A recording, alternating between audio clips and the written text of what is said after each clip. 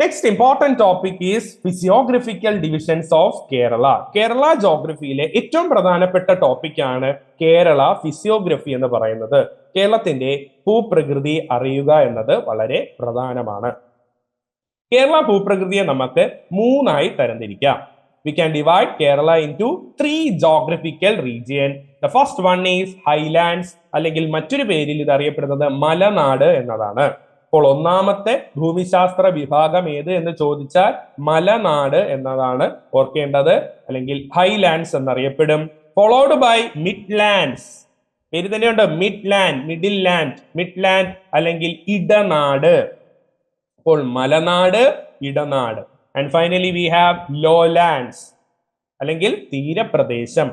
ആ സമതല ഭാഗത്തോട്ട് വരുന്ന, കടലിനോട് ചേർന്ന് വരുന്ന വെസ്റ്റേൺ പാർട്ടിലോട്ട് വരുന്ന മൂന്നാമത്തെ ജോഗ്രഫിക്കൽ റീജിയൻ ആണ് ലോലാൻഡുകൾ അല്ലെങ്കിൽ തീരപ്രദേശം. അപ്പോൾ മലനാട്, ഇടനാട്, തീരപ്രദേശം. കേരളത്തിന്റെ ഭൂപ്രകൃതിയെ മൂന്ന് വിഭാഗങ്ങളായി നമുക്ക് തരംതിരിക്കാം. ഹൈലാൻഡ് മലനാട്, മിഡ്ലാൻഡ് ഇടനാട്, ലോലാൻഡ് തീരപ്രദേശം. ക്ലിയർ ആണല്ലോ? കേരള ഫിസിക്കൽ മാപ്പും നിങ്ങൾക്ക് ഇവിടെ കാണാൻ സാധിക്കും. ഇനി നമുക്ക് ഇതിനെ ഓരോന്നിനെയും പറ്റി അറിയേണ്ടത് പ്രധാനമാണ്. ആദ്യം ഹൈലാൻഡ് അല്ലെങ്കിൽ നമ്മുടെ മലനാടിനെ പറ്റി നമുക്ക് പഠിക്കാം. Highland slope down from western guts also known as Sahyadri. നമ്മൾ നേരത്തെ പറയുകയുണ്ടായി, കേരളത്തിന്റെ കിഴക്ക് ആരാണ് സ്ഥിതി ചെയ്യുന്നത്? സഹ്യപർവ്വതമാണ്, അല്ലെങ്കിൽ പശ്ചിമഘട്ടം എന്ന് അറിയപ്പെടുന്ന വെസ്റ്റേൺ ഗട്ട്സ് ആണ് ഉള്ളത്. ഈ വെസ്റ്റേൺ ഗട്ട്സിന്റെ ആ ഒരു സ്ട്രെച്ചിൽ വരുന്ന ഒരു പാർട്ടാണ്, ഒരു ജോഗ്രഫിക്കൽ റീജിയൻ ആണ് ഹൈലാൻഡ് അല്ലെങ്കിൽ മലനാട് എന്ന് പറയുന്നത്. ഇനി കേരളത്തിലെ മലനാടിന്റെ ശരാശരി ഉയരം എന്ന് പറയുന്നത് 900 മീറ്റർ ആണ്. ഓർത്തിരിക്കുക, പശ്ചിമഘട്ടത്തിന്റെ അല്ല പറയുന്നത്, കേരളത്തിലുള്ള മലനാടിന്റെ ശരാശരി ഉയരമാണ് പറഞ്ഞത്. 900 മീറ്റർ, 900 മീറ്റർ ആണ് കേരളത്തിലെ ഹൈലാൻഡ് അല്ലെങ്കിൽ മലനാടിന്റെ ശരാശരി ഉയരം. ഇവിടെ ധാരാളം ഹൈ പീക്കുകൾ, വളരെ കൊടുമുടികൾ, ഉയരമുള്ള പീക്ക് അല്ലെങ്കിൽ കൊടുമുടികൾ കാണാൻ സാധിക്കും. അവയുടെയൊക്കെ ഹൈറ്റ് 1800 മുകളിൽ പോകുമെന്ന് പറയുന്നു.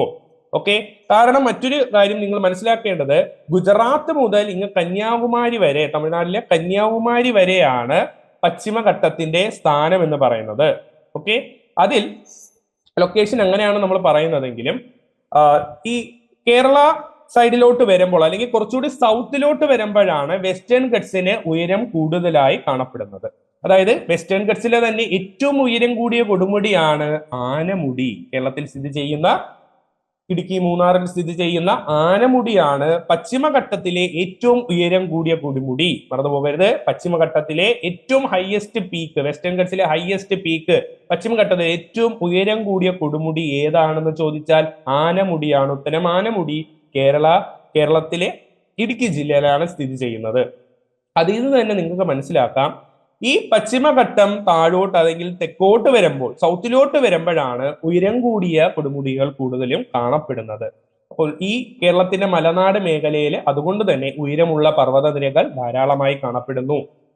ഇനി അതിന്റെ ഒരു വിസ്തൃതി ഏരിയ പറയുകയാണെങ്കിൽ 18,650 സ്ക്വയർ കിലോമീറ്റർ, 18,650 ചതുരശ്ര കിലോമീറ്റർ ആണ് കേരളത്തിൽ മലനാടിന്റെ വിസ്തൃതി എന്ന് പറയുന്നത്, ഏരിയ എന്ന് പറയുന്നത്. അത് വളരെ കൂടുതലാണ്. കേരള ഭൂമിശാസ്ത്രം അല്ലെങ്കിൽ ഭൂപ്രകൃതി എടുക്കുമ്പോൾ ഏറ്റവും കൂടുതൽ ഉൾക്കൊള്ളുന്ന ഭൂപ്രകൃതി വിഭാഗം ഏത് എന്ന് ചോദിച്ചാലും ഉത്തരം ഐലാൻഡ് അല്ലെങ്കിൽ മലനാടാണ്.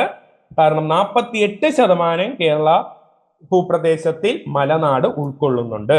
വളരെ പ്രധാനപ്പെട്ട ഒരു പോയിന്റ് ആണ്. ഈ ഒരു സ്ക്വയർ കിലോമീറ്റർ അറിഞ്ഞില്ലെങ്കിലും പെർസെന്റേജ് ഒന്ന് അറിഞ്ഞിരിക്കുക, വളരെ കൂടുതലാണ്. അതായത് ഒരു ഏകദേശം 50% വരുന്നുണ്ട് കേരളത്തിന്റെ ഭൂപ്രകൃതി. ഏകദേശം 50, അതായത് 48, കറക്റ്റായിട്ട് പറഞ്ഞ ഒരു 48% ഈ മലനാടാണ് അല്ലെങ്കിൽ ഹൈലാൻഡ് ആണ്. ഓക്കെ, ആൻഡ് ഇനി ഇവിടെ എന്താണ് അവിടുത്തെ പ്രധാന തൊഴിൽ എന്ന് പറയുമ്പോൾ മലയോര മേഖലയാണ്, ഉയരമുള്ള പ്രദേശമാണ്, നമുക്കറിയാം. അപ്പോൾ കൃഷി, കേരളമല്ല ഇന്ത്യയിൽ എല്ലായിടവും കൃഷി ഒരു പ്രധാനപ്പെട്ട ഒരു സാമ്പത്തിക പ്രവർത്തനമാണെന്ന് നമുക്കറിയാം. ഈ മലയോര മേഖലയിലോട്ട് വരുമ്പോഴും അവിടുത്തെ ഭൂപ്രകൃതി, അവിടുത്തെ കാലാവസ്ഥയ്ക്ക് അനുയോജ്യമായ കൃഷി രീതികളാണ് അവിടെ കാണപ്പെടുന്നത്. പ്രത്യേകിച്ചും അവിടെ പ്ലാന്റേഷൻസ്, തോട്ടവിളകളായ തേയില, കാപ്പി, റബ്ബർ, പിന്നീട് വേരിയസ് സ്പൈസസ്, മറ്റ് സുഗന്ധവ്യഞ്ജനങ്ങളും എല്ലാം അവിടെ കൃഷി ചെയ്യുന്നുണ്ട്. അപ്പോൾ തേയില, tea, coffee, rubber and various spices ഇതാണ് അവിടെ പ്രധാനമായും കൃഷി ചെയ്യുന്ന കാർഷിക വിളകൾ എന്ന് പറയുന്നത്. കാരണം അവിടുത്തെ ജോഗ്രഫി അങ്ങനെയാണ്. ഭൂപ്രകൃതി ഉയർന്ന സ്ഥലമാണ്. ഉയർന്ന സ്ഥലങ്ങളിലാണ് നമുക്കറിയാം അല്ലേ തേയിലയും കാപ്പിയും തോട്ടങ്ങളെല്ലാം ഉള്ളത്. പിന്നെ റബ്ബറും അതുപോലെ ഒരു കേരളത്തിലെ പ്രധാനപ്പെട്ട ഒരു ക്രോപ്പാണ്, ഒരു പ്ലാന്റേഷൻ ആണ്. അതുകൊണ്ട് തന്നെ ഈ ഒരു ഏരിയയിൽ ഹൈലാൻഡിലെ പ്രധാനപ്പെട്ട പ്ലാന്റേഷൻസ് ആയിട്ടാണ് ടീ, കോഫി, റബ്ബർ പറയുന്നത്. And this area is often known as cardamom hills. ഈ മലനാട് മേഖലയെ പല ലോക്കൽ നെയിമുകളിലും അറിയപ്പെടും. അതിലൊരു പേരാണ് കാർഡമൻ ഹിൽസ്, അല്ലെങ്കിൽ നമുക്ക് കുറച്ചുകൂടി സ്പെസിഫിക് ആയിട്ട് പറഞ്ഞാൽ ഏലമലകൾ എന്നും അറിയപ്പെടാറുണ്ട്. അത് കുറച്ചുകൂടി സൗത്തിലോട്ട് വരുമ്പോഴാണ് കേട്ടോ. ഈ നമ്മുടെ മലനാടിന്റെ നമ്മൾ കുറച്ചുകൂടി ഈ പറഞ്ഞ ഇടുക്കി കഴിഞ്ഞ് താഴോട്ട് വരുമ്പോൾ കോട്ടയം ആ ഒരു മേഖലയിലോട്ട് വരുമ്പോഴാണ് കാർഡമൻ ഹിൽസ് എന്ന് അറിയപ്പെടുന്നത്. നേരത്തെ പറഞ്ഞ പോലെ പശ്ചിമഘട്ടത്തിലെ ഏറ്റവും ഉയരം കൂടിയ കൊടുമുടിയായ ആനമുടി സ്ഥിതി ചെയ്യുന്നതും ഈ മലനാട് മേഖലയിലാണ് എന്നും കൂടി ഓർത്തിരിക്കുക. കേരളത്തിലെ ഇടുക്കി ജില്ലയിലെ മൂന്നാർ ഡിവിഷനിലാണ് ഇത് ഉൾക്കൊള്ളുന്നത് കേട്ടോ, ആനമുടി വരുന്നത്. ഉയരം 2695 മീറ്റർ. ഒന്ന് അറിഞ്ഞിരിക്കുക. കാരണം ഇങ്ങനെയുള്ള നമ്മൾ പശ്ചിമഘട്ടത്തിലെയും അല്ലെങ്കിൽ ഹിമാലയസിലെയൊക്കെ ഉയരം കൂടിയ കൊടുമുടികളൊക്കെ പഠിക്കുമ്പോൾ അതിന്റെ ഒരു ഉയരം കൂടി അറിഞ്ഞിരിക്കേണ്ടത് ഇമ്പോർട്ടന്റ് ആണ്. 8130 ഫീറ്റ് ആണ്, അല്ലെങ്കിൽ നമ്മൾ മീറ്റേഴ്സിൽ പറയുകയാണെങ്കിൽ 2695 2695 മീറ്റർ ആണ് ആനമുടിയുടെ ഉയരം. എന്താണ് ആനമുടിയുടെ പ്രത്യേകത? പശ്ചിമഘട്ടത്തിലെ ഏറ്റവും ഉയരം കൂടിയ കൊടുമുടി, highest peak in Western guts. അത് എവിടെ സ്ഥിതി ചെയ്യുന്നു? നമ്മുടെ കേരളത്തിലെ ഏറ്റവും കൂടുതൽ ഉൾക്കൊള്ളുന്ന ഭൂപ്രകൃതി വിഭാഗമായ മലനാടിന്റെ ഭാഗത്തിൽ ഉൾക്കൊള്ളുന്നതാണ് ഈ ആനമുടി എന്ന് അറിഞ്ഞിരിക്കുക. ഇടുക്കി ജില്ലയിലെ മൂന്നാർ ഡിവിഷനിലാണ് ആനമുടി ഉള്ളത്. ഇനി നമ്മൾ ഇന്ത്യയുടെ ഭൂപ്രകൃതി പറയുമ്പോൾ നമുക്ക് എന്തുണ്ട്? ഉപദ്വീപീയ പീഠഭൂമിയുണ്ട്. എന്തുണ്ട്? ഒരു പെനിൻസുലാർ പ്ലേറ്റ്യൂ ഉണ്ട്. സദേൺ പാർട്ടിലെ മേജർ ഫിസിയോഗ്രഫിക് ഡിവിഷൻ ആണ് പെനിൻസുലാർ പ്ലേറ്റ്യൂ. ഈ പെനിൻസുലാർ പ്ലേറ്റ്യൂ അല്ലെങ്കിൽ നമ്മുടെ ഉപദ്വീപീയ പീഠഭൂമിയുടെ ബോർഡേഴ്സ് അല്ലെങ്കിൽ ബൗണ്ടറിയിൽ വരുന്നതാണ് വെസ്റ്റേൺ ഗട്ട്സ്. വെസ്റ്റേൺ സൈഡിൽ വെസ്റ്റേൺ ഗട്ട്സും ഇന്ത്യയുടെ ഈസ്റ്റേൺ സൈഡിൽ ഈസ്റ്റേൺ ഗട്ട്സും ഉണ്ട്. വളരെ പ്രധാനപ്പെട്ട ഒരു കാര്യമാണ്. നമ്മുടെ പെനിൻസുലാർ പ്ലേറ്റ്യൂവിന്റെ രണ്ട് ബോർഡർ, വെസ്റ്റേൺ ബോർഡറിൽ വെസ്റ്റേൺ ഗട്ട്സും ഈസ്റ്റേൺ ബോർഡറിൽ ഈസ്റ്റേൺ ഗട്ട്സും ഉണ്ട്. നമ്മൾ നേരത്തെ വെസ്റ്റേൺ ഗട്ട്സിന്റെ കാര്യം പറയുകയുണ്ടായി. ഗുജറാത്ത് മുതൽ കന്യാകുമാരി വരെ ഉൾക്കൊള്ളുന്ന അല്ലെങ്കിൽ അവിടെ ഉൾപ്പെടുന്നതാണ് ഈ വെസ്റ്റേൺ ഗട്ട്സ് എന്ന് പറഞ്ഞു. അതിന്റെ വിസ്തൃതിയെ പറ്റിയൊക്കെ പറയുകയുണ്ടായി. ഓക്കെ, ഇനി വെസ്റ്റേൺ ഗട്ട്സിനെ പറ്റി പറയുകയാണെങ്കിൽ അതൊരു കണ്ടിന്യൂസ് ചെയിൻ ആണ്, അല്ലെങ്കിൽ ഒരു അൺബ്രോക്കൺ ചെയിൻ ആണ്. അതായത് ഇടയ്ക്കിടയ്ക്ക് ബ്രേക്ക് ഒന്നും ഉണ്ടാവാത്ത ഒരു മലനിരകളാണ് പശ്ചിമഘട്ടം എന്ന് പറയുന്നെങ്കിൽ ഈസ്റ്റേൺ ഗട്ട്സ് അങ്ങനെയല്ല, ഇടയ്ക്കിടയ്ക്ക് ബ്രേക്ക് ചെയ്യുന്നുണ്ട്. അതൊരു കണ്ടിന്യൂസ് സ്ട്രെച്ച് അല്ല ഈസ്റ്റേൺ ഗട്ട്സ് അല്ലെങ്കിൽ പൂർവ്വഘട്ടം. പശ്ചിമഘട്ടം കൃത്യമായി ആ ഒരു ഗുജറാത്ത് മുതൽ കന്യാകുമാരി വരെ ഒറ്റ ഒരു സ്ട്രെച്ചിന് വരികയാണെങ്കിൽ ഈസ്റ്റേൺ ഗട്ട്സ് അങ്ങനെയല്ല, ബ്രേക്കായാണ് വരുന്നത്. പളനി ഹിൽസ്, തിരുപ്പതി ഹിൽസ് എന്നൊക്കെ നിങ്ങൾ ഫേമസ് ആയിട്ടുള്ള പിൽഗ്രിം സെന്റേഴ്സ് ആണ്. അപ്പൊ അങ്ങനെയുള്ള ഏരിയാസ് ഒക്കെയാണ് ഈസ്റ്റേൺ ഗട്ട്സിന് വരുന്നത്. തമിഴ്നാട്, ആന്ധ്രയിലോട്ടൊക്കെ പോയാൽ തന്നെ നമുക്കത് കൃത്യമായി കാണാൻ സാധിക്കും. ബ്രേക്കായാണ് പോകുന്നത്, ഈ മലനിരകൾ പോകുന്നത്. എങ്കിൽ ഈ പശ്ചിമഘട്ടം അങ്ങനെയല്ല, കണ്ടിന്യൂസ് ആയിട്ടാണ് വരുന്നത്. പക്ഷേ ഈ കണ്ടിന്യൂസ് ആയിട്ടുള്ള ഈ മലനിരകൾക്ക് ഇടയ്ക്ക് ബ്രേക്ക്, അല്ലെങ്കിൽ നമ്മൾ ഹിമാലയാസ് ഒക്കെ പഠിക്കുമ്പോൾ നിങ്ങൾ കേട്ടിട്ടുണ്ടായിരിക്കും പാസസ് ഉണ്ട്, ചുരങ്ങളുണ്ട്. അതേപോലുള്ള ചുരങ്ങൾ എവിടെയുമുണ്ട്? പശ്ചിമഘട്ടത്തിനുമുണ്ട്. ഓക്കെ, അപ്പോൾ ഈ അൺബ്രോക്കൺ ചെയിനിന്റെ ഇടയിൽ വരുന്ന ബ്രേക്കുകളെയാണ് നമ്മൾ ഗ്യാപ്പ് എന്ന് വിളിക്കുന്നത്, അല്ലെങ്കിൽ പാസ് ആയിട്ട് നമുക്ക് കണക്കാക്കാം. ഹിമാലയാസ് പറയുമ്പോൾ, നമ്മൾ ഹിമാലയൻ ഡിവിഷൻസ് പറയുമ്പോൾ അവിടെ പാസസിനെ പറ്റി നമ്മൾ പറയാറുണ്ട് അല്ലെ. ഷിപ്കില പാസ്, നാദൂല പാസ് എന്നൊക്കെ നമ്മൾ കേട്ടിട്ടുള്ളതാണ്. അതേപോലുള്ള പാസ് അല്ലെങ്കിൽ ഗ്യാപ്പുകൾ എവിടെയുമുണ്ട്? വെസ്റ്റേൺ ഗട്ട്സിലും ഉണ്ട്. അതിൽ ഏറ്റവും പ്രധാനപ്പെട്ട ഒരു പാസ് അല്ലെങ്കിൽ ഗ്യാപ്പാണ് പാൽഗട്ട് ഗ്യാപ്പ്, അല്ലെങ്കിൽ പാലക്കാട് ചുരം, അല്ലെങ്കിൽ പാലക്കാട് ഗ്യാപ്പ് എന്ന് പറയുന്നത്. അപ്പൊ പേരിൽ തന്നെ നിങ്ങൾക്ക് മനസ്സിലായി കാണും ഏത് സംസ്ഥാനത്താണത് സ്ഥിതി ചെയ്യുന്നത്, അല്ലെങ്കിൽ ഏത് ഭൂപ്രകൃതി വിഭാഗത്തിൽ ഉൾക്കൊള്ളുന്നതാണ്. കേരളത്തിന്റെ മലനാടിൽ വരുന്ന ഒരു പ്രധാനപ്പെട്ട ഒരു ഡിവിഷനാണ് പാലക്കാട് ഗ്യാപ്പ് എന്ന് പറയുന്നത്. ഓക്കെ, വേറെ natural rocky pass called Palakkad gap is located. അപ്പൊ വെസ്റ്റേൺ ഗട്ട്സിലെ പ്രധാനപ്പെട്ട ഒരു ചുരമാണ് പാലക്കാട് ചുരം അല്ലെങ്കിൽ പാലക്കാട് ഗ്യാപ്പ്. അത് കേരളത്തിന്റെ മലനാട് വിഭാഗത്തിൽ ഉൾക്കൊള്ളുന്നു. ഇനി മറ്റൊരു പ്രധാനപ്പെട്ട കാര്യം, നമ്മൾ കേരളത്തെ ലാൻഡ് ഓഫ് റിവേഴ്സ് എന്നൊക്കെ നമ്മൾ പറയാറുണ്ട് അല്ലെ. ധാരാളം നദികളെ കറക്റ്റ് പറയുകയാണെങ്കിൽ 44 നദികളാണ് കേരളത്തിൽ ഉത്ഭവിക്കുന്നത്. എടുത്തു പറയുന്നു, 44 നദികളാണ് കേരളത്തിൽ ഉത്ഭവിക്കുന്നത്. കേരളത്തിലൂടെ ഒഴുകുന്നതല്ല, ഒഴുകുന്നത് 41 നദികളാണ്. ഓക്കെ, 3 നദികൾ കേരളത്തിലെ മലനിരകളിൽ ഉത്ഭവിക്കുന്നുണ്ടെങ്കിലും കേരളത്തിലൂടെ അല്ല ഒഴുകുന്നത്. അതിന്റെ ചരിവ് കിഴക്കോട്ടാണ്, ഈസ്റ്റേൺ സൈഡിലോട്ടാണ്. അതുകൊണ്ട് തമിഴ്നാട് വഴി ഒഴുകി ബംഗാൾ ഉൾക്കടലിൽ വന്ന് പതിക്കുന്നു. പക്ഷേ ഈ 44 നദികളും ഉത്ഭവിക്കുന്നത് കേരളത്തിൽ നിന്നാണ്. അതായത് ഈ മലനാട് പ്രദേശത്ത് നിന്നാണ് 44 നദികളും ഉത്ഭവിക്കുന്നത്. Okay, 41 of Kerala's west flowing reverse and 3 of its east flowing reverse originate in this region.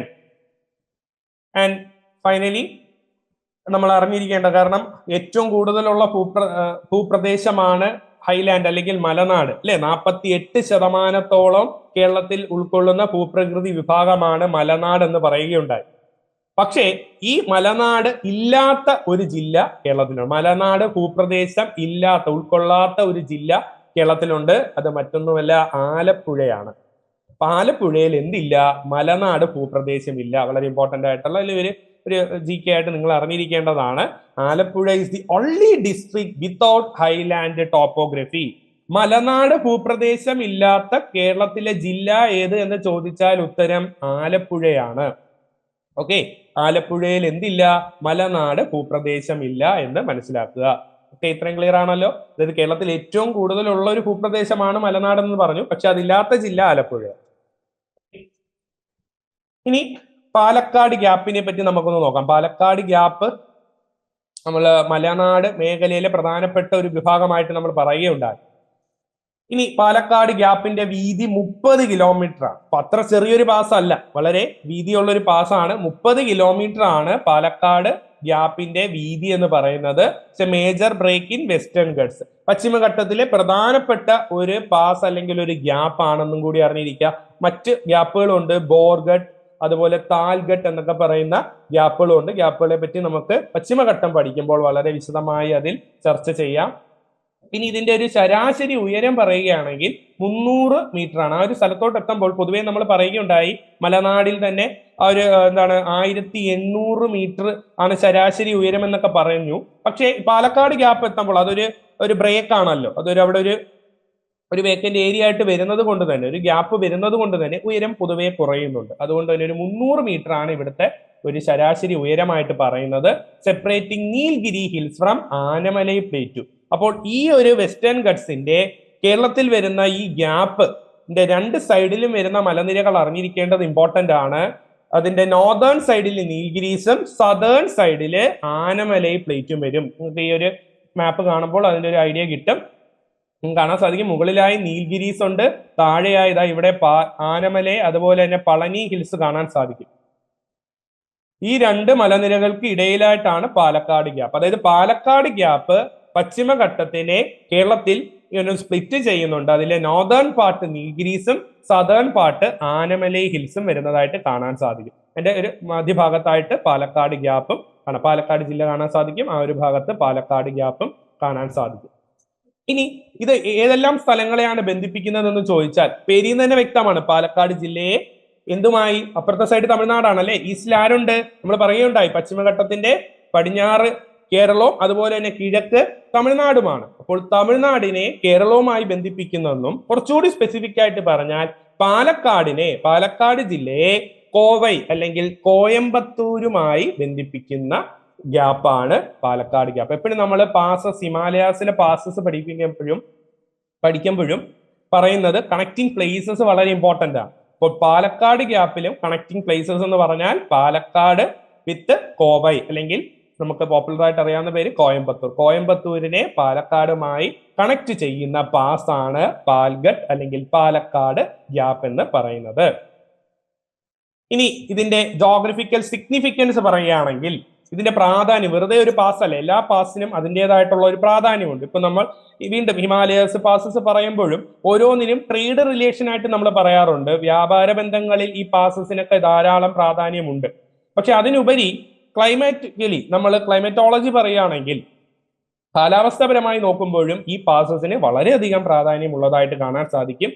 ഏറ്റവും പ്രധാനപ്പെട്ട ഇപ്പൊ കേരളത്തിലെ കാലാവസ്ഥയെ നിയന്ത്രിക്കുന്ന പ്രത്യേകിച്ചും പാലക്കാടിന്റെ കാലാവസ്ഥയെ ഈ പാലക്കാട് ഗ്യാപ്പ് വളരെയധികം സ്വാധീനിക്കുന്നതായിട്ട് കാണാൻ സാധിക്കും. ഈ കേരളത്തിലാണ് ഇന്ത്യയിൽ ആദ്യമായി തെക്ക് പടിഞ്ഞാറൻ മൺസൂൺ എത്തുന്നത്, അല്ലെങ്കിൽ ഇന്ത്യയിൽ ആദ്യമായി മൺസൂൺ റിപ്പോർട്ട് ചെയ്യുന്ന സ്റ്റേറ്റ് ഏതെന്ന് ചോദിച്ചാൽ കേരളമാണെന്ന് നമുക്കറിയാം. അതായത് ജൂൺ മാസങ്ങളിൽ ഇന്ത്യയിൽ എത്തുന്ന ആദ്യ മൺസൂൺ കാറ്റുകളാണ് സൗത്ത് വെസ്റ്റ് മൺസൂൺ, തെക്ക് പടിഞ്ഞാറൻ മൺസൂൺ കാറ്റുകൾ. അത് കേരള തീരത്താണ് ആദ്യം വന്ന് എത്തുന്നത്. അതെന്ത് ചെയ്യുന്നു? കേരളത്തിന്റെ നമ്മുടെ കിഴക്ക് ഭാഗത്ത് പശ്ചിമഘട്ടത്തെ ഇങ്ങനെ തഴുകി മുകളിലോട്ട് പോകുകയാണ് ചെയ്യുന്നത്. അതുകൊണ്ടാണ് തമിഴ്നാട്ടിൽ എന്ത് ലഭിക്കുന്നില്ല എന്ന് നമ്മൾ പറയുന്നു. ആ സമയത്ത് ജൂൺ മാസങ്ങളിൽ തമിഴ്നാട്ടിൽ മഴ ലഭിക്കാത്തതിന്റെ കാരണവും ഈ പശ്ചിമഘട്ടത്തിന്റെ സ്ഥാനമാണെന്ന് നമുക്കറിയാം. പക്ഷേ ഈ പാലക്കാട് ഗ്യാപ്പ് അവിടെ എന്ത് ചെയ്യുന്നു? ഈ തമിഴ്നാടിന് ചെറിയൊരു സഹായം ചെയ്തു കൊടുക്കുന്നു. കോവയ അല്ലെങ്കിൽ കോയമ്പത്തൂർ റീജിയനിലെ കാലാവസ്ഥയെ, സമ്മർ ടെമ്പറേച്ചറിനെ ഒന്ന് മോഡറേറ്റ് ചെയ്യിപ്പിക്കാൻ ഈ പാലക്കാട് ഗ്യാപ്പ് കൊണ്ട് കാരണമാവുന്നു. പാലക്കാട് ഗ്യാപ്പിലൂടെ ഈ പറഞ്ഞ സൗത്ത് വെസ്റ്റ് മൺസൂൺ വിൻസ്, തെക്ക് പടിഞ്ഞാറൻ മൺസൂൺ കാറ്റുകൾ കോയമ്പത്തൂർ മേഖലയിലെത്തി അവിടുത്തെ ചൂടിനെയൊക്കെ ഒന്ന് സമ്മിശ്രമാക്കി പോകുന്നു. ഇത് മോഡറേറ്റ് ചെയ്യുന്നതായിട്ട് കാണാൻ സാധിക്കും. ഇനി അതേപോലെ നമ്മൾ അവർക്കൊരു സഹായം ചെയ്തു കൊടുത്തു, പക്ഷെ അവര് നമുക്ക് എന്തല്ല തരുന്നത്? ഒരു സഹായമല്ല, മറിച്ച് നമുക്കൊരു നെഗറ്റീവ് ഇമ്പാക്ട് അതിലൂടെ കിട്ടുന്നത് സമ്മർ സീസൺ ആവുമ്പോൾ ഈ പാലക്കാട് ഗ്യാപ്പ് വഴി തന്നെ ഈ തമിഴ്നാടിലുള്ള ചൂട് കാറ്റുകൾ കേരളത്തിലെത്തുന്നു, പ്രത്യേകിച്ചും പാലക്കാട് എത്തുന്നു. നമുക്കറിയാം കേരളത്തിൽ ചൂട് കൂടിയ ഒരു പ്രധാനപ്പെട്ട സ്ഥലമാണ് പാലക്കാട്. അതുപോലെ തന്നെ കൊല്ലം ജില്ലയിലെ പുനലൂരും അതിൽ ഉൾക്കൊള്ളുന്നതാണ്. കൊല്ലം ജില്ലയിലെ പുനലൂരും അതിൽ ഉൾപ്പെടുന്നതാണ്. അപ്പോൾ കേരളത്തിലെ രണ്ട് ചൂട് കൂടിയ പ്രദേശങ്ങളാണ് പാലക്കാടും അതുപോലെ തന്നെ പുനലൂരും. കാരണം ഇത് തന്നെയാണ്. വീണ്ടും പാസ് പുനലൂർ എടുത്താലും അവിടെയും ഒരു പാസ് ഉണ്ട്, ആര്യങ്കാവ് പാസ് എന്ന് പറയും. ആര്യങ്കാവ് പാസ് ആണ് പുനലൂരിനെ ചൂട് കൂടാൻ കാരണമാക്കുന്നതെങ്കിൽ പാലക്കാടിന്റെ ടെമ്പറേച്ചർ കൂടാൻ കാരണമാകുന്നത്, താപനില വർദ്ധിപ്പിക്കാൻ കാരണമാകുന്നത് ഇതേ പാലക്കാട് ഗ്യാപ്പ് തന്നെയാണ്, അല്ലെങ്കിൽ പാലക്കാട് പാസ്സാണ്. അപ്പോൾ അവിടെ തമിഴ്നാടിൽ നിന്നുള്ള ചൂട് കാറ്റ് പാലക്കാട് എത്തുകയും പാലക്കാടിന്റെ ദൈനംദിന താപനിലയെ ഉയർത്താനും കാരണമാകുന്നു. ക്ലിയർ ആണല്ലോ? അപ്പോൾ ജോഗ്രഫിക്കലി വളരെ ഇമ്പോർട്ടന്റ് ആയിട്ടുള്ള ഒരു ഫീച്ചറാണ് ഈ പാലക്കാട് ഗ്യാപ്പ് എന്ന് പറയുന്നത്. അപ്പോൾ മലനാട് പഠിക്കുമ്പോൾ പാലക്കാട് ഗ്യാപ്പും കൂടി ചേർത്ത് പഠിക്കാൻ ശ്രമിക്കുക. ഇനി രണ്ടാമത്തെ ഭൂപ്രകൃതി വിഭാഗമാണ് മിഡ് ലാൻഡ് അല്ലെങ്കിൽ ഇടനാട്. കേരളത്തിനെ 3 ഭൂപ്രകൃതി വിഭാഗങ്ങളായി തിരിച്ചു എന്ന് നമ്മൾ പറഞ്ഞു. മലനാട് ഹൈലാൻഡ്, ഇടനാട് മിഡ്ലാൻഡ്, തീരപ്രദേശം ലോലാൻഡ്. അപ്പോൾ മലനാട് ക്ലിയർ ആണ്. അപ്പോൾ നമുക്ക് ഇനി രണ്ടാമത്തെ ഭൂപ്രദേശമായ മിഡ്ലാൻഡ് അല്ലെങ്കിൽ ഇടനാട് പഠിക്കാം. The Midlands lying between the mountains and the Valley. അതുകൊണ്ടാണ് ആ പേരും വന്നത്. രണ്ടിന്റെയും ഇടയിൽ സ്ഥിതി ചെയ്യുന്നു ഇടനാട്. നമ്മുടെ മലനാടിനും അതുപോലെ തന്നെ താഴ്വരകളും പിന്നീട് വരുന്ന തീരപ്രദേശത്തിനും ഇടയിലായി സ്ഥിതി ചെയ്യുന്നത് കൊണ്ടാണ് ഇതിനെ ഇടനാട് എന്ന് വിളിക്കുന്നത്, മിഡ്ലാൻഡ്. ഇനി ഇവിടുത്തെ പ്രത്യേകത എന്തെന്ന് വെച്ചാൽ മലനിരകളുടെ കുറച്ച് പാട്ടും ഇവിടെ വരുന്നുണ്ട്, ഭാഗവും വരും. അതുപോലെ തന്നെ തീരപ്രദേശത്തിന്റെയും പിന്നെ സമതലങ്ങളുടെയും താഴ്വരകളുടെയും ഒക്കെ കുറച്ച് ഭാഗവും ഇവിടെ വരുന്നത് കൊണ്ട് തന്നെ ഇവിടെ ഒരു അൺഡുലേറ്റിംഗ് ടോപ്പോഗ്രഫി, അതായത് ഉയർച്ച താഴ്ചയുള്ള പ്രദേശങ്ങൾ കൂടുതൽ കാണപ്പെടുന്ന സ്ഥലമാണ് മിഡ്ലാൻഡ് അല്ലെങ്കിൽ ഇടനാട് എന്ന് പറയുന്നത്. അതായത് കൃത്യമായി ഒരു മലനിരകളിൽ നിന്ന് മാത്രമോ അല്ലെങ്കിൽ താഴ്വരകളിൽ നിന്ന് മാത്രമോ പറയാൻ സാധിക്കത്തില്ല. ഇവിടെ രണ്ടിന്റെയും കുറച്ച് പാർട്ട് മിക്സ് ചെയ്ത് കാണപ്പെടുന്നത് കൊണ്ട് ഒരു അൺഡുലേറ്റിംഗ്, അല്ലെങ്കിൽ നമുക്ക് ജോഗ്രഫിയിൽ ഉപയോഗിക്കുന്ന മറ്റൊരു ടേമാണ് റോളിംഗ് ടോപ്പോഗ്രഫി. ഓർത്തിരിക്കുക, റോളിംഗ് ടോപ്പോഗ്രഫി എന്ന് നമ്മൾ പറയാറുണ്ട്. അപ്പോൾ അങ്ങനെയുള്ള ഒരു ഏരിയ ആണ് ഈ മിഡ്ലാൻഡ് എന്ന് പറയുന്നത്. മറ്റു പറയുകയാണെങ്കിൽ കേരളത്തിന്റെ മധ്യഭാഗം. അപ്പോൾ അവിടെയുള്ള ജില്ലകളൊക്കെ പരിശോധിച്ച് നോക്കിയാൽ നിങ്ങൾക്ക് ഈ ഒരു ഭൂപ്രകൃതി കൃത്യമായി കാണാൻ സാധിക്കും. പ്രത്യേകിച്ച് പത്തനംതിട്ട, കോട്ടയം പോലുള്ള ജില്ലകൾ എടുക്കുകയാണെങ്കിൽ കൃത്യമായി ഈ മിഡ്ലാൻഡ് അവിടെ സ്പെസിഫിക് ആയിട്ട് കാണാൻ സാധിക്കും. കാര്യം അവിടെയാണ് വീതി കൂടുതൽ. നമ്മൾ നേരത്തെ കണ്ടതാണ്, കേരളത്തിന്റെ വിട്ട് പറഞ്ഞപ്പോൾ ആ ഒരു സെൻട്രൽ പാർട്ടിലോട്ടൊക്കെ വരുമ്പോൾ വിട്ട് കൂടി കാണപ്പെടുന്നു. ആ വിട്ട് കൂടിയ പ്രദേശങ്ങളിൽ മിഡ്ലാൻഡ് ടോപ്പോഗ്രഫി കൃത്യമായി നമുക്ക് അവിടെ ഡിമാർക്കേറ്റ് ചെയ്ത് കാണിക്കാൻ സാധിക്കും. ഇനി ഇതിന്റെ ഏരിയ വിസ്തൃതി പറയുകയാണെങ്കിൽ 16,200 സ്ക്വയർ കിലോമീറ്റർ, 16,200 ചതുരശ്ര കിലോമീറ്റർ ആണ് ഇടനാടിന്റെ വിസ്തൃതി എന്ന് പറയുന്നത്. നമ്മൾ നേരത്തെ ഹൈലാൻഡിന്റെ കണ്ടു, വളരെ കൂടുതലാണ്, 18,000-ഓളം വരുന്നുണ്ട്. 48% മലനാട് കേരളത്തിൽ ഉൾക്കൊള്ളുന്നതെങ്കിൽ ഇടനാട് 42%. എബൌട്ട് 42, കാരണം ഇത് ചില ടെക്സ്റ്റുകളിലും PSC ക്വസ്റ്റ്യൻസിലും ചിലപ്പോൾ 40 എന്ന് വരാം, കാരണം ഇതിൽ അങ്ങോട്ടും ഇങ്ങോട്ടും മാറുന്നുണ്ട്. കൂടുതലായി കേരളത്തിൽ നമുക്കറിയാം കുറച്ച് വർഷങ്ങളായി ഒരുപാട് പ്രകൃതി ദുരന്തങ്ങൾ, പ്രത്യേകിച്ചും ഉരുൾപൊട്ടൽ പോലുള്ള ലാൻഡ്സ്ലൈഡ് പോലുള്ള ഡിസാസ്റ്റേഴ്സ് കൂടുതൽ കാണപ്പെടുന്നുണ്ട്. അപ്പോൾ ഇത് കൂടുതലായി വരുന്ന ഈ ഒരു പ്രദേശത്താണ്, ഈ മിഡ്ലാൻഡിലാണ്. അതുകൊണ്ട് എന്ത് പറ്റുന്നു, ഈ ചെറുതായി ലാൻഡ് യൂസ് ചേഞ്ചസ് ഒക്കെ കാണപ്പെടുന്നുണ്ട്. അതുകൊണ്ട് ഒരു ശരാശരി നമുക്ക് 40-42 എന്നൊക്കെ പറയാം. ഇപ്പോൾ ടെക്സ്റ്റ് ബുക്കുകളിലൊക്കെ 42 എന്നും കാണാം, 40 എന്നും കാണാം, സംശയമൊന്നും വേണ്ട. എങ്കിലും രണ്ടാമത്തെ ഏറ്റവും വലിയ ഭൂപ്രകൃതി വിഭാഗമാണ് മിഡ്ലാൻഡ് എന്ന് അറിഞ്ഞിരിക്കുക. ഓക്കെ, കൺഫ്യൂഷൻസ് വേണ്ട. സെക്കൻഡ് ലാർജസ്റ്റ് അല്ലെങ്കിൽ in terms of area second ആണ് ജോഗ്രഫിക്കൽ ഫീച്ചേഴ്സിൽ മിഡ്ലാൻഡ് വരുന്നത്. 42% ആണ് ടോട്ടൽ ലാൻഡ് ഏരിയ പറയുന്നത്. ഇനി ഇവിടുത്തെ ഉയരം ഒരു ശരാശരിയായിട്ട് നമുക്ക് പറയാവുന്നത് 7.5 മീറ്റർ ടു 75 മീറ്റർ ആണ്. കാരണം നേരത്തെ പറഞ്ഞു മിഡ്ലാൻഡ് ആണ് അല്ലെ, ഇടനാടാണ്. അപ്പൊ കുറച്ച് മലയോര മേഖലയുടെ ഭാഗം വരും, അവിടൊക്കെ അപ്പോൾ കുറച്ച് ഉയരം കാണപ്പെടുന്നു. ഇനി തീരപ്രദേശത്തിനൂടെ ഭാഗത്തോട്ട് വരുമ്പോൾ ഉയരം കുറഞ്ഞു വരികയും ചെയ്യുന്നു. അതുകൊണ്ടാണ് 7.5 മുതൽ 75 മീറ്റർ ആയിട്ട് നമ്മൾ പറയുന്നത്. അല്ലെങ്കിൽ ഏകദേശം 25 മുതൽ 250 അടി വരെയാണ് ഇവിടുത്തെ ഒരു ശരാശരി ഉയരം പറയുന്നത്. ഇനി ഇമ്പോർട്ടന്റ് ആയിട്ടുള്ള ഒരു ഫാക്റ്റ് ആണ്, ഇവിടുത്തെ പ്രധാനപ്പെട്ട മണ്ണിനം ഏത്? ഇടനാടിലെ പ്രധാനപ്പെട്ട മണ്ണിനം ലാറ്ററൈറ്റ് ആണ്. അത് നമുക്ക് ഇടനാട് 42 അല്ലെങ്കിൽ 40% ഉണ്ട്. പൊതുവെ കേരളത്തിന്റെ മണ്ണിനം, പ്രധാനപ്പെട്ട മണ്ണിനം ഏത് എന്ന് ചോദിച്ചാലും അതിന്റെ ഉത്തരം ലാറ്ററൈറ്റ് സോയിൽ ആണ്. പറഞ്ഞത് which is the most prominent അല്ലെങ്കിൽ dominant soil type of Kerala എന്ന് ചോദിച്ചാലും ഉത്തരം ലാറ്ററൈറ്റ് ആണ്.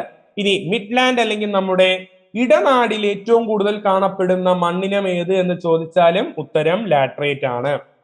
ഈ ലാറ്ററൈറ്റ് സോയിലിന് ഒരുപാട് ഗുണങ്ങൾ, ഒരു റെഡിഷ് കളറാണ്. ലാറ്ററൈസേഷൻ എന്ന പ്രോസസ്സിലൂടെയാണ് ഇത് ഉണ്ടാവുന്നത്. ലാറ്ററൈറ്റ് മണ്ണുകൾ കൂടുതൽ കാണപ്പെടുന്നത് ട്രോപ്പിക്കൽ ഏരിയാസിലാണ്, ഉഷ്ണമേഖലകളിലാണ്. കാരണം ചൂട് കൂടുതൽ വേണം, അതുപോലെ തന്നെ ധാരാളം മഴ ലഭിക്കുകയും വേണം. ഇങ്ങനെയുള്ള പ്രദേശത്ത് കാണപ്പെടുന്ന മണ്ണിനമാണ് ലാറ്ററൈറ്റ്. അങ്ങനെയുള്ളതാണ് ലീച്ചിങ് എന്ന് പറയുന്ന ഒരു പ്രോസസ് ഉണ്ട് കേട്ടോ. ലീച്ചിങ് എന്ന് പറയുന്ന ഒരു പ്രോസസ്സിലൂടെയാണ് ലാറ്ററൈറ്റ് സോയിൽ ഉണ്ടാവുന്നത്. കാരണം ഇത്രയേ ഉള്ളൂ, ചൂട് കൂടുതൽ വേണം, ഹൈ ടെമ്പറേച്ചറും വേണം, അതുപോലെ തന്നെ ഹെവി റെയിൻഫോളും വേണം, നല്ല താപനിലയും വേണം, അതുപോലെ തന്നെ നല്ല മഴയും ലഭിക്കണം. അപ്പൊ അങ്ങനെയുള്ള പ്രദേശങ്ങളിലാണ് ഈ ലാറ്ററൈറ്റ് മണ്ണിനം കാണപ്പെടുന്നത്. ഇനി വ്യത്യസ്തമായ ഭൂപ്രകൃതിയാണെന്ന് നമ്മൾ പറയുകയുണ്ടായി. അതുകൊണ്ട് തന്നെ ഇവിടെ ധാരാളം വെറൈറ്റി അല്ലെങ്കിൽ ഒരു വേരീഡ് കൾട്ടിവേഷന് കാണാൻ സാധിക്കും. പലതരത്തിലുള്ള കാർഷിക രീതികൾ ഇവിടെ കാണാൻ സാധിക്കും, അല്ലെങ്കിൽ കാർഷിക വിളകൾ ഇവിടെ കൃഷി ചെയ്യുന്നുണ്ട്. ഹില്ലി സൈഡ്സിലോട്ട് വരുമ്പോൾ, മലയോര മേഖലയിലോട്ടൊക്കെ വരുമ്പോൾ ക്യാഷ് ക്രോപ്പുകളായ നാണ്യവിളകളായ pepper, tapioca, plantation trees like rubber, banana. മലയോര മേഖലയിലോട്ട് വരുമ്പോൾ തോട്ടവിളകൾ, നമ്മൾ നേരത്തെ പറഞ്ഞ തോട്ടവിളകളും വരുന്നുണ്ട്. അതിനുപരി നാണ്യവിളകളായ ക്യാഷ് ക്രോപ്സ് ആയ കുരുമുളക്, പെപ്പർ, അതുപോലെ തന്നെ ടപ്പിയോക്ക അല്ലെങ്കിൽ മരച്ചീനിയൊക്കെ കൂടുതലായിട്ട് ഈ ഒരു ഭാഗത്ത് കൃഷി ചെയ്യുന്നതായിട്ട് കാണാൻ സാധിക്കും. അതുപോലെ തന്നെ വാലി സൈഡിലോട്ട് വരുമ്പോൾ, കാര്യം രണ്ടും ഇതിന്റെ വരുന്നുണ്ട്, പാർട്ടി വരുന്നുണ്ട്. 7.5 മീറ്റർ എന്നൊക്കെ പറഞ്ഞ നമ്മുടെ വാലി സൈഡിലോട്ടൊക്കെ വരുമ്പോൾ അവിടെ പാഡി അല്ലെങ്കിൽ നെൽ കൃഷി കൂടുതലായി ചെയ്യുന്നതും കാണാൻ സാധിക്കും. അപ്പോൾ ഒരു സ്പെസിഫിക് ആയിട്ട് ഇന്നത് മാത്രം എന്ന് പറയാൻ സാധിക്കത്തില്ല, ധാരാളം അല്ലെങ്കിൽ ഒരു വെറൈറ്റി അഗ്രികൾച്ചർ ഇവിടെ കാണാൻ സാധിക്കും. വാലി സൈഡിലോട്ട് വരുമ്പോൾ പാഡി അല്ലെങ്കിൽ നെൽകൃഷി, ഹില്ലി ഏരിയാസിലോട്ട് വരുമ്പോൾ അവിടുത്തെ പ്ലാന്റേഷൻ ക്രോപ്സും അതുപോലെ തന്നെ ഈ ക്യാഷ് ക്രോപ്സ് ആയ പെപ്പർ, ടപ്പിയോക്കയൊക്കെ കൂടുതൽ കൾട്ടിവേറ്റ് ചെയ്യുന്നത് കാണാൻ സാധിക്കും. പിന്നെ അരക്കനട്ട്, കേരളത്തിലെ പ്രധാനപ്പെട്ട മറ്റൊരു ട്രീ ആണ് അരക്കനട്ട്. അപ്പൊ അരക്കനട്ടിലൊക്കെയാണ് കൂടുതലും കാണാൻ സാധിക്കും ഈ പെപ്പറൊക്കെ കൂടുതലും വളർത്തുന്നത്. അപ്പൊ ആ ഒരു ഏരിയ എല്ലാം ഈ ഒരു മിഡ്ലാൻഡിലാണ് കാണപ്പെടുന്നത്. ഇപ്പൊ ഇവിടുത്തെ ഇമ്പോർട്ടൻറ്റ് സോയിൽ ടൈപ്പ് മറന്നുപോകരുത്, ലാറ്ററൈറ്റ് ആണ്. പിന്നെ very type of crops are also cultivated in this region. ഇനി മറ്റൊരു പ്രധാനപ്പെട്ട പോയിന്റ് ആണ് ഇവിടുത്തെ വെജിറ്റേഷൻ എന്ന് പറയുന്നത്. ഇവിടുത്തെ വെജിറ്റേഷൻ അല്ലെങ്കിൽ ഇവിടുത്തെ പ്രധാനപ്പെട്ട വനം ഏത് എന്ന് ചോദിച്ചാൽ ഇതിന്റെ ഉത്തരം മോയിസ്റ്റ് ഡെസിഡിയസ് ഫോറസ്റ്റ് ആണ്. ഓക്കെ, മോയിസ്റ്റ് ഡെസിഡിയസ് ഫോറസ്റ്റ് ആണ് ഇവിടുത്തെ പ്രധാനപ്പെട്ട വനം എന്ന് പറയുന്നത്. അതായത് ഈർപ്പമുള്ള ഇലപൊഴിയും വനങ്ങൾ. അപ്പോൾ ഈ ഒരു മേഖലയിലെ അല്ലെങ്കിൽ കേരളത്തിന്റെ മൊത്തത്തിൽ നമുക്ക് പറയാം, കേരളത്തിലെ തന്നെ പ്രധാനപ്പെട്ട വനം ഏത് എന്ന് ചോദിച്ചാലും ഉത്തരം മോയിസ്റ്റ് ഡെസിഡിയസ് ആണ് കേട്ടോ, മോയിസ്റ്റ് ഡെസിഡിയസ്. ഇനി ഇന്ത്യയിലെ പ്രധാനപ്പെട്ട വനം ഏത് എന്ന് ചോദിച്ചാലും ഉത്തരം ഈ ഡെസിഡിയസ് ഫോറസ്റ്റ് ആണ് കേട്ടോ. ഇന്ത്യയിലും കൂടുതൽ കാണപ്പെടുന്നത് ഡെസിഡിയസ് ഫോറസ്റ്റ് ആണ്. കേരളത്തിലും കൂടുതൽ, കാര്യം ഒരു ട്രോപ്പിക്കൽ കൺട്രി ആയിട്ടാണ് നമ്മൾ പറയുന്നത് ഇന്ത്യയിൽ. അതുപോലെ തന്നെ കേരളം എന്ന് പറയുമ്പോൾ കുറച്ചുകൂടി ട്രോപ്പിക്കൽ സൈഡ് താഴെയാണ് സ്ഥിതി ചെയ്യുന്നത്. അപ്പൊ കുറച്ചുകൂടി ഒരു ട്രോപ്പിക്കൽ ക്യാരക്ടറിസ്റ്റിക്സ് ഉണ്ട്. അതുകൊണ്ട് തന്നെയാണ് ഇങ്ങനെയുള്ള ട്രീ സ്പീഷീസ് ഇവിടെ കാണുന്നത്. അപ്പോൾ മേജർ വെജിറ്റേഷൻ ഓഫ് മിഡ്ലാൻഡ് അല്ലെങ്കിൽ മേജർ വെജിറ്റേഷൻ ഓഫ് കേരള എന്ന് ചോദിച്ചാലും ഉത്തരം മോയിസ്റ്റ് ഡെസിഡിയസ് ആണ്. ഇതിനെ കുറച്ചും കൂടി പോപ്പുലർ ആയിട്ട് അറിയപ്പെടുന്ന പേര് മൺസൂൺ ഫോറസ്റ്റ് എന്നാണ്. മൺസൂൺ വനങ്ങൾ എന്നാണ് മിഡ്ലാൻഡിലെ വെജിറ്റേഷൻ അല്ലെങ്കിൽ കേരളത്തിലെ വെജിറ്റേഷനെയും അറിയപ്പെടുന്നത്. ഷോല ഫോറസ്റ്റ് എന്നൊക്കെ പറയുന്നുണ്ട്. നമ്മുടെ സൈലന്റ് വാലി പ്രദേശത്തോടൊക്കെ പോകുമ്പോൾ കാണുന്ന വനം എന്ന് പറയുന്നതും ഈ മോയിസ്റ്റ് ഡെസിഡിയസും കൂടെ സെമി എവർഗ്രീനും ഒക്കെ ഉണ്ട്. പക്ഷേ മോസ്റ്റ് മേജർ അല്ലെങ്കിൽ പ്രധാനപ്പെട്ട എന്ന് പറയുന്നത് മോയിസ്റ്റ് ഡെസിഡിയസ് തന്നെയാണ്, മൺസൂൺ ഫോറസ്റ്റ് എന്നും അറിയപ്പെടുന്നത്. അപ്പൊ ഇത്രയുമാണ് രണ്ടാമത്തെ ജോഗ്രഫിക്കൽ ഫീച്ചറായ മിഡ്ലാൻഡിനെ പറ്റിയുള്ളത്, ഇടനാടിനെ പറ്റിയുള്ളത്. രണ്ടാമത്തെ പ്രധാനപ്പെട്ട ഭൂമിശാസ്ത്ര വിഭാഗമാണ് അല്ലെങ്കിൽ ഫിസിയോഗ്രഫിക് ഡിവിഷൻ ആണെന്നും അറിഞ്ഞിരിക്കുക. പ്രധാനപ്പെട്ട മണ്ണിനം, കാർഷിക രീതി, അവിടുത്തെ വെജിറ്റേഷൻ, അതായത് നൈസർഗിക സസ്യജാലം ഏത് എന്നൊക്കെ ഒന്ന് അറിഞ്ഞിരിക്കുക. ഇനി നമുക്ക് മൂന്നാമത്തെ ഫിസിയോഗ്രഫിക് ഡിവിഷനായ ലോലാൻഡിനെ പറ്റി പഠിക്കാം. അപ്പോൾ കേരളത്തെ 3 ഭൂപ്രകൃതി വിഭാഗങ്ങളായി ഡിവൈഡ് ചെയ്യുന്നുണ്ട്. ഹൈലാൻഡ് അല്ലെങ്കിൽ മലനാട്, മിഡ്ലാൻഡ് ഇടനാട്, ലോലാൻഡ് തീരപ്രദേശം. നമുക്ക് ലോലാൻഡിലോട്ട് വരാം. Lowlands are also known as coastal area. ലോലാൻഡ്സിനെ മറ്റൊരു പേരിലും അറിയപ്പെടും കോസ്റ്റൽ ഏരിയ. അതുകൊണ്ടാണ് നമ്മൾ പറയുന്നത് തീരപ്രദേശമാണ് ഈ ഒരു മേഖല കേട്ടോ. കാരണം കേരളത്തിൽ നമ്മൾ നേരത്തെ പറഞ്ഞ പോലെ 590 കിലോമീറ്ററോളം വ്യാപിച്ചു കിടക്കുന്ന ഒരു സ്ട്രെച്ചിലുള്ളതാണ് കേരളത്തിന്റെ തീരപ്രദേശം. ആ ഒരു മേഖലയിലെല്ലാം ഉൾക്കൊള്ളുന്ന ഭൂപ്രകൃതി വിഭാഗമാണ് ലോലാൻഡ് അല്ലെങ്കിൽ തീരപ്രദേശം. It covers an area of almost 4000 square kilometre. വളരെ കുറവാണ്. നേരത്തെ നമ്മൾ 18,000-ഉം 16,000-ഉം ഒക്കെ പറഞ്ഞെടുത്ത് വെച്ച് നോക്കുമ്പോൾ ഇവിടെ വെറും 4,000 ഉള്ളൂ. അപ്പോൾ ഏറ്റവും കുറവ് ഒരു 10%, ഒരു 12% ഒക്കെ മാത്രമേ ഈ ലോലാൻഡ് കവർ ചെയ്യുന്നുള്ളൂ എന്നും കൂടി അറിഞ്ഞിരിക്കുക. എന്ന് വെച്ച് ഇതിന്റെ പ്രാധാന്യം കുറവൊന്നുമില്ല. കാണുമ്പോൾ മനസ്സിലാവും ഏറ്റവും കൂടുതൽ ആളുകൾ വസിക്കുന്ന, അതായത് മോസ്റ്റ് പോപ്പുലേറ്റഡ് പാർട്ട് ഓഫ് കേരളയാണ് ലോലാൻഡ്. അത് ഞാൻ ഇവിടെ നിന്ന് പറഞ്ഞതേ ഉള്ളൂ. കാരണം ഏറ്റവും കുറവ് ഉൾക്കൊള്ളുന്ന ഭൂമിശാസ്ത്ര വിഭാഗമാണല്ലോ ലോലാൻഡ്. എന്ന് വെച്ച് ആളുകളുടെ എണ്ണത്തിൽ യാതൊരുവിധ കുറവുമില്ല. ഏറ്റവും കൂടുതൽ ആളുകൾ തിങ്ങി വസിക്കുന്ന most densely populated geographical region ഏത് എന്ന് ചോദിച്ചാൽ കേരളത്തിലെ അത് ലോലാൻഡ് ആണ്. മോസ്റ്റ് പോപ്പുലേറ്റഡ് പാർട്ട് ഓഫ് കേരളയാണ്. കാരണം നേരത്തെ നമ്മൾ പറഞ്ഞു 9 ജില്ലകളിൽ തീരപ്രദേശമുണ്ട്, 5 ജില്ലകളിൽ മാത്രമേ അതില്ല എന്ന് നമ്മൾ പറഞ്ഞോളൂ. ഈ 9 ജില്ലകളിലും തീരപ്രദേശം ഉള്ളതിൽ ഈ ഏരിയാസ് അല്ലെ ലോലാൻഡിലാണ് കൂടുതലും ആളുകൾ താമസിക്കാൻ ഇഷ്ടപ്പെടുന്നത്. ഇനി ഒരുപാട് റീസൺസ് ഉണ്ട്, ജോഗ്രഫിക്കൽ റീസൺസ് തന്നെയാണ്. Most important one is climate. പ്രധാനപ്പെട്ടത് തീരപ്രദേശത്തിന്റെ കാലാവസ്ഥ തന്നെയാണ്. ഒരു മോഡറേറ്റ് കാലാവസ്ഥ, ഒരു ക്ലൈമറ്റ് ആണ് നമുക്ക് ഈ ലോലാൻഡിൽ എക്സ്പീരിയൻസ് ചെയ്യുന്നത്. പിന്നെ very important point is the പ്രീഡോമിനന്റ് soil type. അതായത് അവിടുത്തെ മണ്ണിനം എന്ന് പറയുന്ന അലൂവിയൽ സോയിലാണ്. It's fertile. നമുക്കറിയാം എക്കൽ മണ്ണ്. തീരപ്രദേശത്ത് കാണപ്പെടുന്ന പ്രധാന മണ്ണിനം ഏത് എന്ന് ചോദിച്ചാൽ എക്കൽ മണ്ണ് എന്നാണ് ഉത്തരം. Alluvial soil. Alluvial soil is very fertile and most important for paddy cultivation. നെൽകൃഷിക്ക് ഏറ്റവും അനുയോജ്യമായ മണ്ണിനം ഏത് എന്ന് ചോദിച്ചാൽ ഉത്തരം എക്കൽ മണ്ണാണ്. മോസ്റ്റ് ഇമ്പോർട്ടന്റ് അല്ലെങ്കിൽ prominent soil type for paddy cultivation എന്ന് ചോദിച്ചാൽ ഉത്തരം അലൂവിയൽ സോയിലാണ്. മറ്റൊരു പ്രത്യേകത, ഇവിടെ ധാരാളം ഷാലോ ലഗൂൺസ്, അതായത് അധികം ആഴമില്ലാത്ത കായലുകളും, നമ്മൾ കേരളത്തിൽ ലോക്കലായിട്ട് കായൽസ് എന്ന് തന്നെ പറയാറുണ്ട്, അല്ലെങ്കിൽ ബാക്ക് വാട്ടേഴ്സ്. അപ്പോൾ കായൽ എന്ന് പറയുന്ന ഒരു ജോഗ്രഫിക്കൽ ഫീച്ചർ നമ്മുടെ കേരളത്തിൽ കാണപ്പെടുന്നുണ്ട്. ബാക്ക് വാട്ടേഴ്സും ഇപ്പൊ നമ്മൾ നേരത്തെ പറഞ്ഞ കോസ്റ്റൽ സ്ട്രെച്ച് എടുക്കുകയാണെങ്കിൽ ഇന്ത്യയിലെ മൊത്തത്തിലുള്ള കോസ്റ്റൽ സ്ട്രെച്ച് എടുത്താലും അതിൽ ഈ ബാക്ക് വാട്ടേഴ്സ് കാണപ്പെടുന്ന ഒരു പ്രധാനപ്പെട്ട ഏരിയ കേരളത്തിന്റെ ഈ തീരപ്രദേശമാണ്. മറ്റ് സംസ്ഥാനങ്ങളിൽ ഇത് കാണാൻ സാധിക്കുന്നില്ല എന്നതാണ് ഏറ്റവും ഇമ്പോർട്ടന്റ് ആയിട്ടുള്ള കാര്യം. പിന്നെ ഷോർസ് ഓഫ് അറേബ്യൻ സീ, നമ്മുടെ പടിഞ്ഞാറ് ആരുണ്ടെന്ന് നമ്മൾ പറയുകയുണ്ടായി, അറബിക്കടൽ ഉണ്ടെന്ന് പറഞ്ഞു. അപ്പൊ അറബിക്കടലിന്റെ തീരത്താണ് ഈ ഒരു ലോലാൻഡ് ഏരിയ സ്ട്രെച്ച് ചെയ്തിരിക്കുന്നത്. ആൻഡ് മെയിൻലി നമ്മൾ റൈസ് കൾട്ടിവേഷൻ പോലെ തന്നെ ഈ ഏരിയ എന്തിനും ഫേമസ് ആണ്? ഇത് കോക്കനട്ട് കൾട്ടിവേഷൻ. എന്തിനാണ്? കോക്കനട്ട് കൾട്ടിവേഷന് ഫേമസ് ആണ്. അപ്പൊ കേരളത്തിന്റെ പേര് തന്നെ കേരള, അതിൽ കേര എന്ന് പറയുന്നത് കോക്കനട്ട് ആണ്. കേര, വി ഓൾ നോ ദാറ്റ് കേര വാട്ട് മീൻസ് കോക്കനട്ട്. അപ്പൊ ദ ലാൻഡ് ഓഫ് കോക്കനട്ട് എന്ന് കേരളത്തിന് പേര് വരാനും കാരണം ഈ ലോലാൻഡ് ഏരിയാസിലുള്ള കോക്കനട്ട് കൾട്ടിവേഷൻ ആണ്. ഓക്കെ, അപ്പൊ കോക്കനട്ട്സ് കൂടുതൽ കാണപ്പെടുന്ന ഒരു ഏരിയ ആണ് ഈ ലോലാൻഡ്. അതുപോലെ തന്നെ റൈസ് കൾട്ടിവേഷനും ഇമ്പോർട്ടന്റ് ആണ്. ഷാലോ ലഗൂൺസ് ഉണ്ട്, ബാക്ക് വാട്ടേഴ്സ് ഉണ്ട്, അതുപോലെ തന്നെ നല്ലൊരു കോസ്റ്റൽ സ്ട്രെച്ചും ഇവിടെ ഉണ്ട്. ഇനി ഇവിടുത്തെ ഒരു മറ്റ് ഇമ്പോർട്ടന്റ് ആയിട്ടുള്ള ഒരു പ്രധാനപ്പെട്ട റീജിയൻ ആണ് കുട്ടനാട് റീജിയൻ എന്ന് പറയുന്നത്. Kuttanad is famous for its sea level, below sea level location. Kuttanad is famous for its below sea level location. ഇന്ത്യയിലെ ബിലോ സീ ലെവലിൽ റൈസ് കൾട്ടിവേഷൻ നടത്തുന്ന ഒരു സ്ഥലം കുട്ടനാടാണ് കേട്ടോ. It's only place where rice cultivation is done below sea level. അതിന്റെ തന്നെ ഗുണമുണ്ട് ദോഷവും ഉണ്ട്. നിങ്ങൾക്കറിയാം, ഫ്ലഡ്സ് ഒക്കെ വരുമ്പോൾ, കേരളത്തിലെ ഈ പ്രളയമൊക്കെ വരുമ്പോൾ ആദ്യം വെള്ളത്തിന്റെ അടിയിലാവുന്ന ഒരു സ്ഥലം ഈ കുട്ടനാടാണ്. കാരണം ഇത് തന്നെയാണ് സമുദ്രനിരപ്പിനും താഴെയാണ് കുട്ടനാടിന്റെ സ്ഥാനം എന്ന് പറയുന്നത്. അതാണ് അതിന്റെ ഒരു നെഗറ്റീവ് ഇമ്പാക്റ്റ് ആയിട്ട് പറയാൻ സാധിക്കുന്നത്. But other than that, once, പണ്ട്, ഇപ്പോൾ അല്ല, ഒരു കാലത്ത് കേരളത്തിന്റെ നെല്ലറ, റൈസ് ബോൾ ഓഫ് കേരള എന്നൊക്കെ അറിയപ്പെട്ടിരുന്നു. പക്ഷെ ഇന്ന് അത്രത്തോളം ഇവിടെ നെൽകൃഷിയൊന്നും ഇല്ല. കുറച്ചുണ്ട്, പക്ഷെ അത്രത്തോളം ഇല്ല. ഇന്ന് പാലക്കാടാണ് റൈസ് ബോൾ ഓഫ് കേരള എന്ന് അറിയപ്പെടുന്നത്. പക്ഷെ ഒരു കാലത്ത് കുട്ടനാടിൽ ധാരാളം നെൽകൃഷി ചെയ്തിരുന്നു. കാരണം അവിടുത്തെ ഒരു മണ്ണിനും അതുപോലെ തന്നെ അവിടുത്തെ ഒരു ജോഗ്രഫി ഒക്കെ തന്നെയാണ് അതിന്റെ റീസൺ. ഇനി ലോലാൻഡിലെ പ്രധാനപ്പെട്ട ഗതാഗത മാർഗം മറ്റൊന്നുമല്ല, വാട്ടർ ട്രാൻസ്പോർട്ടേഷൻ തന്നെയാണ്. നിങ്ങൾ കേട്ടിട്ടുണ്ടായിരിക്കും, നമുക്ക് ദേശീയ ജലപാതകളുണ്ട്. അതിൽ NW3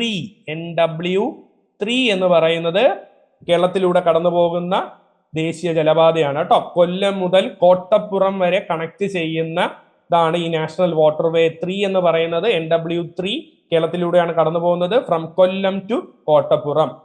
ഓർത്തിരിക്കുക, ദേശീയ ജലപാതകളിൽ മൂന്നാമത്തെ ദേശീയ ജലപാത കേരളത്തിലൂടെ കടന്നു പോകുന്നു. അപ്പൊ ഈ ഒരു ലോലാൻഡ് ഏരിയയിലൂടെയാണ് അത് പോകുന്നതെന്നും അറിഞ്ഞിരിക്കുക. ഇനി നേരത്തെ നമ്മൾ ഏറ്റവും കൂടുതൽ തീരപ്രദേശം ഉള്ള ജില്ല ഏതെന്ന് പറയുകയുണ്ടായി. അത് കണ്ണൂരാണ്, ഫോളോഡ് ബൈ ആലപ്പുഴ പറഞ്ഞു. പക്ഷേ ഏറ്റവും കൂടുതൽ ലോലാൻഡ് ടോപ്പോഗ്രഫി ഉള്ളത് അല്ലെങ്കിൽ ഫിസിയോഗ്രഫി ഉള്ള ഡിസ്ട്രിക്ട് ആലപ്പുഴയാണ്. ആലപ്പുഴ എന്ന് നമ്മൾ നേരത്തെയും പറയുകയുണ്ടായി, ഹൈലാൻഡ് ഇല്ലാത്ത, കേരളത്തിലെ ഏറ്റവും കൂടുതലുള്ള ഭൂപ്രകൃതി വിഭാഗമാണ് ഹൈലാൻഡ്. ഹൈലാൻഡ് അല്ലെങ്കിൽ മലനാട് ഇല്ലാത്ത ജില്ല ആലപ്പുഴയാണ്. അതുപോലെ ഈ ലോലാൻഡ് അല്ലെങ്കിൽ നമ്മുടെ തീരപ്രദേശം കൂടുതലുള്ളത്, ശ്രദ്ധിക്കണം, തീരപ്രദേശ ഭൂപ്രകൃതിയാണ്. തീരപ്രദേശത്തിന്റെ ദൂരമല്ല, ലെങ്ത് നമ്മൾ കണ്ണൂരാണ് പറഞ്ഞത്, കൺഫ്യൂസിങ് ആവരുത്. തീരപ്രദേശ ദൂരം കൂടുതൽ എവിടാണ്? കണ്ണൂരാണെങ്കിലും തീരപ്രദേശ ഭൂപ്രകൃതി, അതിൽ കായലുകളും അതുപോലെ തന്നെ ഈ സമതലങ്ങളെല്ലാം ഉൾപ്പെടും. വയലുകൾ എന്നൊക്കെ പറയുന്ന ആ ഒരു ഏരിയ എല്ലാം ഉൾപ്പെടും. പാഡി ഫീൽഡ്സ് ഒക്കെ ഉൾപ്പെടും. ആ ഒരു ഏരിയ കൂടുതലുള്ള ഡിസ്ട്രിക്റ്റ് ആണ് ആലപ്പുഴ. ഓക്കെ, അപ്പൊ ലോലാൻഡ് ഫിസിയോഗ്രഫി കൂടുതലുള്ളത് ആലപ്പുഴയും അതുപോലെ കോസ്റ്റൽ റീജിയൻ അല്ലെങ്കിൽ ആ ഒരു സ്ട്രെച്ച് കൂടുതലുള്ളത് കണ്ണൂരുമാണ്. ഓക്കെ, അപ്പൊ ഇത്രയുമാണ് നമ്മുടെ കേരള ഫിസിയോഗ്രഫിയെ പറ്റി പറയാനുള്ളത്.